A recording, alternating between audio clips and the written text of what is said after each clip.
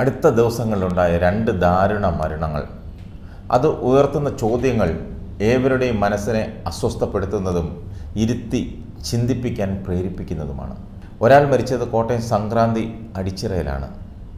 ദീർഘകാലം വിദേശത്തായിരുന്ന പ്രവാസി മലയാളിയായ ഇദ്ദേഹം സാമാന്യ സമ്പന്നനും നാട്ടുകാർക്ക് മതിപ്പുള്ള ആളുമായിരുന്നു. മക്കളെല്ലാം വിദേശത്ത് സ്ഥിരം താമസമാക്കിയവരാണ്. ഭാര്യയോടൊത്ത് താമസിക്കുന്നതിനിടെ സ്വയം കഴുത്തു മുറിച്ചാണ് അദ്ദേഹം മരിച്ചത്. രണ്ടാമത്തെ മരണം ഇടുക്കി ജില്ലയിലെ കുമളിയിലാണ് ഉണ്ടായത്. മക്കൾ ഉപേക്ഷിച്ചതിനെ തുടർന്ന് ആരൂരുമില്ലാതെ വാടക വീട്ടിൽ ഒറ്റയ്ക്ക് കഴിഞ്ഞിരുന്ന 76 വയസ്സുള്ള ആ അമ്മയെ പോലീസും നാട്ടുകാരും ചേർന്ന് ആശുപത്രിയിൽ എത്തിച്ചെങ്കിലും ജീവൻ രക്ഷിക്കാനായില്ല. നമ്മുടെ നാട്ടിൽ ദിവസേനയുണ്ടാകുന്ന ആത്മഹത്യകളുടെയും മരണങ്ങളുടെയും പട്ടികയിൽ ഇത്തരം എത്രയോ പേരുകൾ ഉണ്ടാകുന്നു, എത്രയോ സംഭവങ്ങൾ ഉണ്ടാകുന്നു. എന്നാൽ ഇവരുടെ മരണം നമ്മളോട് പറയുന്നത് കുടുംബ ബന്ധങ്ങളുടെ ആഴവും പരപ്പും സൃഷ്ടിക്കേണ്ടത് സമ്പത്തിൻ്റെ ബലത്തിലല്ല, മറിച്ച് സ്നേഹത്തിൻ്റെ തണലിലാണ് എന്ന പരമാർത്ഥമാണ്.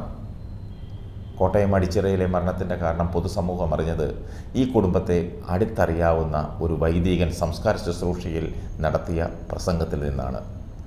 ആ വൈദികൻ പറഞ്ഞത് 15 വർഷമായി തനിക്ക് ഈ കുടുംബത്തെ അറിയാമെന്നാണ്.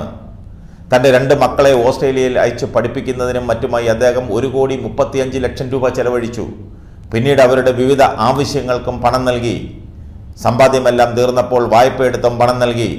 തൻ്റെ പല ആവശ്യങ്ങളും വേണ്ടെന്ന് വെച്ചാണ് താൻ മക്കൾക്ക് പണം നൽകുന്നതെന്ന് ഇദ്ദേഹം പറഞ്ഞിട്ടുണ്ടെന്നും ആ വൈദികൻ അവിടെ വെളിപ്പെടുത്തി. എന്നാൽ തൻ്റെ മക്കൾ തന്നെ ഡാഡി എന്ന് വിളിക്കുന്ന ദിവസത്തിനായി കാത്തിരിക്കുകയായിരുന്നു അദ്ദേഹം. എവിടെയാണ് കുടുംബ ബന്ധം? എന്നെങ്കിലും തൻ്റെ മക്കൾ തന്നെ ഡാഡി എന്ന് വിളിക്കുമെന്ന് ഇദ്ദേഹം പ്രതീക്ഷിച്ചിരുന്നു അത്രേ.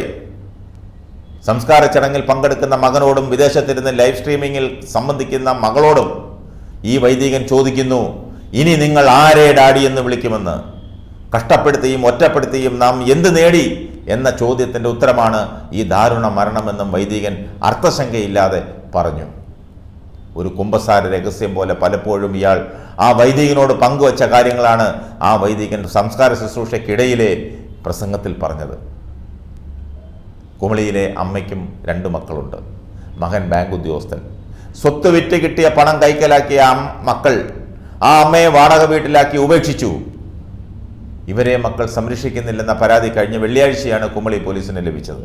പോലീസ് വീട്ടിലെത്തിയപ്പോൾ ഒടിഞ്ഞ വലത് കൈയുമായി ഭക്ഷണവും മരുന്നുമില്ലാതെ അവശ നിലയിലായിരുന്നു ആ അമ്മ.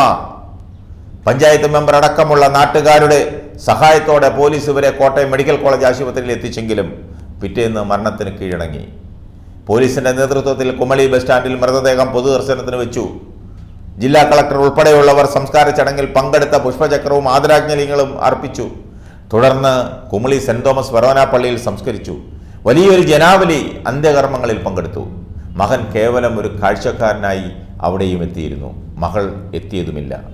സ്ഥലം വിറ്റ് കിട്ടിയ തുക അമ്മ വീതം വെച്ചതിലുള്ള പ്രതിഷേധമാണ് ആ അമ്മയെ ഉപേക്ഷിക്കാൻ കാരണമായി മകൻ പറഞ്ഞത്. ഈ 2 സംഭവങ്ങളും മാതാപിതാക്കളെയും പ്രായമായവരെയും കരുതാനും സംരക്ഷിക്കാനും സ്നേഹിക്കാനും ബഹുമാനിക്കാനും കഴിയാത്ത സമൂഹം അരാജകത്തിൻ്റെയും അധാർമികതയുടെയും പിടിയിലമർന്നിരിക്കുന്നുവെന്ന സത്യം നാം തിരിച്ചറിയണം.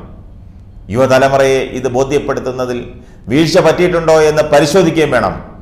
പണവും സമ്പത്തും മാത്രം ജീവിത ലക്ഷ്യമാകുമ്പോൾ എല്ലാ മൂല്യങ്ങളും തകർന്നടിയും. ആർദ്രതയും സ്നേഹവും അനുകമ്പയും നിറച്ച് ഹൃദയങ്ങളെ സമ്പന്നമാക്കാൻ മക്കളെ പരിശീലിപ്പിക്കുക എന്നത് രക്ഷകർത്തൃത്വത്തിൻ്റെ ബാലപാഠമാണ്. എങ്ങനെയും പണമുണ്ടാക്കി സുഖലോലുപതയിൽ ജീവിതം ആസ്വദിക്കാമെന്ന ചിന്തയിൽ നിന്ന് യുവതലമുറയെയും ഇളം തലമുറയെയും മോചിപ്പിക്കാൻ സാധ്യമായതെല്ലാം ചെയ്യുക എന്നത് ഓരോ മാതാപിതാക്കളുടെയും പ്രധാനമാണ്. ഇനിയെങ്കിലും മാതാപിതാക്കൾ ഉണരണം, മക്കളെ അതിന് പ്രാപ്തരാക്കണം. ഇല്ലെങ്കിൽ ഇനിയും അനേകം ഇതുപോലുള്ള സംഭവങ്ങൾ ഉണ്ടാകും.